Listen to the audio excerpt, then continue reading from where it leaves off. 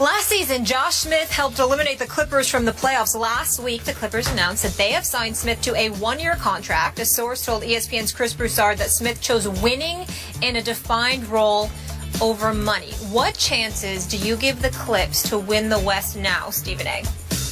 Well, just a slightly better chance that originally existed before this deal happened. I think that Josh Smith is a talent. I think it never hurts to add him to your squad. I also thought he had a bad rap once he ultimately departed Detroit and left for Houston, because the belief was that he was somebody that was difficult to work with, and that simply wasn't the case, to be quite honest with you, from what my sources tell me.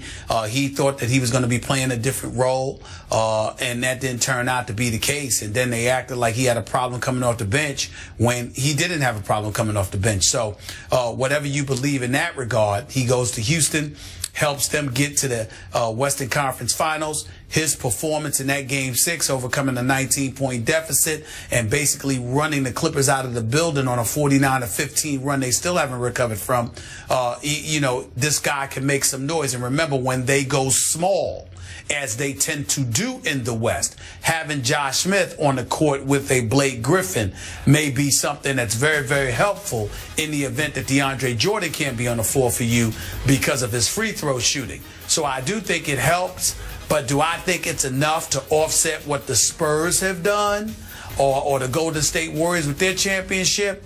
I don't believe so. Or the Houston Rockets, for that matter. Yes. It hurts Houston because he was with Houston. Yeah. So I'll give you this. The Clippers have officially become the most interesting team in all of pro basketball. I can't wait. I'll be watching. Best in the West? I don't know. This is a volatile mix. And I get you about Josh. Maybe he did get a bad rap. That's all I ever heard and read was he can be difficult to coach. But with the Rockets, boy, he was really good and really coachable. So I got to give him that. But now, if he's sharing time, splitting time a little bit with Lance Stevenson, who also can be a little difficult on occasion, don't you think that's a tough mix for Doc? No. If anybody can pull it off, Doc can pull it off. No, I don't believe that, because I think that Josh you're going to use at the 4 and you're going to use at the 4 spot. I think he's going to play more the 4 and the 5 as opposed to the 3 for the Los Angeles Clippers, where Lance Stevenson will play the 2 and the 3 when they go small, and Josh will play the 4 and the 5 if and when they go to, or the 4 or the 5 if and when they go small. Okay, but my point is, if both Josh and Lance wind up with some reduction of minutes where they're not playing as much as they think they deserve to play, could that not create a little sort of below the surface friction for the Clippers? I don't think so, because Lance Stevenson, he's messed up. He shouldn't have left Indiana. He went to Charlotte with Clifford and MJ there.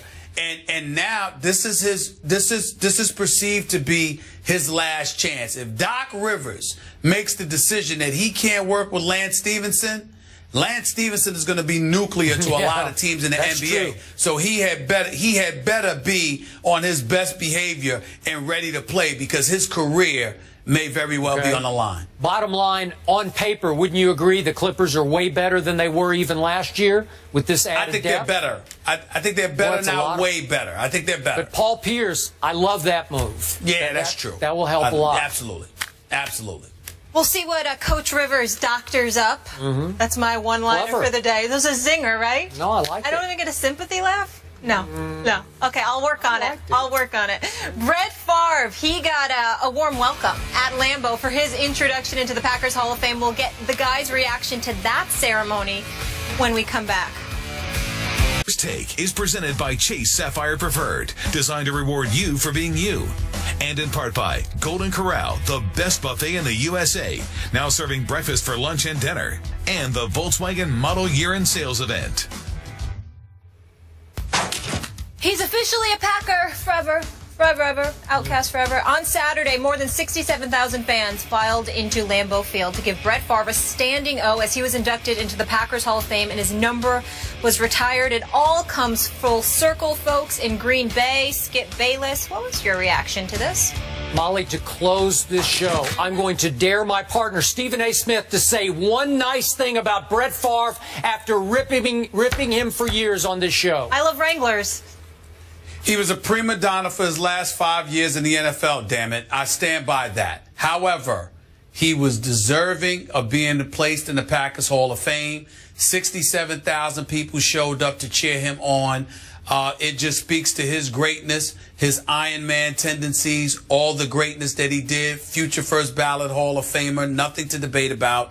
He deserved everything he received this weekend, the accolades, the cheers, the affection, and everything. Regardless of what I said about him, and I stand by it, it doesn't take away from the greatness he displayed and the affection he earned. I'm happy for him. Do I see a little tear in the corner of your eye, Stephen A. Smith? But he would deserve it if I was capable of it, because he does deserve it.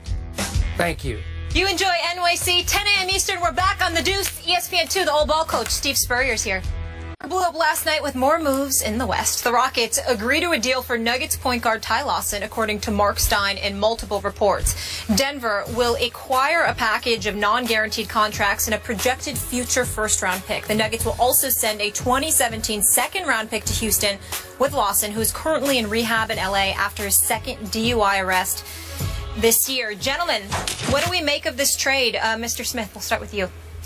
Well, first of all, I think it's not a trade that I would have made at this moment in time, but it's strictly because of Lawson's issues with alcohol. 2 DUI charges, 2 DUI arrests rather in the last 6 months. That's cause for concern because, as Skip can speak to very intimately, alcoholism is a tough pill, and you just don't know how somebody's going to be able to overcome that, especially when you're 27 years of age. You're relatively young, obviously. You're in the NBA. You're making millions. Ty Lawson's going to have a tremendous battle ahead of him. I like the fact that it's in Houston because of John Lucas and his clinic and the wonderful work that he's done from a rehab perspective with numerous athletes throughout the last couple of decades, to be quite honest with you. So I applaud that. I know they're hoping that Ty Lawson will work with him. I believe he should, and if he does, I think that'll go a long way. From a basketball standpoint, he takes some of the ball handling pressure off of James Harden, who has to handle the ball entirely too much. It relegates Patrick Beverley back to the bench, which gives them a 1-2 punch at the point guard spot. We all know their weakest position was at the point guard position, and they were still in the Western Conference Finals last year. So I think this is a move that bodes very well from a basketball standpoint for the Houston Rockets, and Daryl Morey willing to do this move and trading 4 players along with a conditional lottery protected first round pick. Conditional first-round pick and the second-round pick as well later on. I definitely think that he's done a good job. It's an upgrade, but the concerns that I have for Ty Lawson and that alcohol, that's something that none of us can ignore. I hear what you're saying. I appreciate what you said about me, my personal history with that disease. That said, and there's a big if attached to this trade, obviously, but if Ty Lawson can regain control of that issue that just sent him to rehab, what a great pickup this is for the Rockets. Yeah. I'm going to look at it as a positive here, that he can and will regain control of his problem. And I like your point about John Lucas being in the city of Houston. And if he does, then Daryl Morey, Kevin McHale just stole him.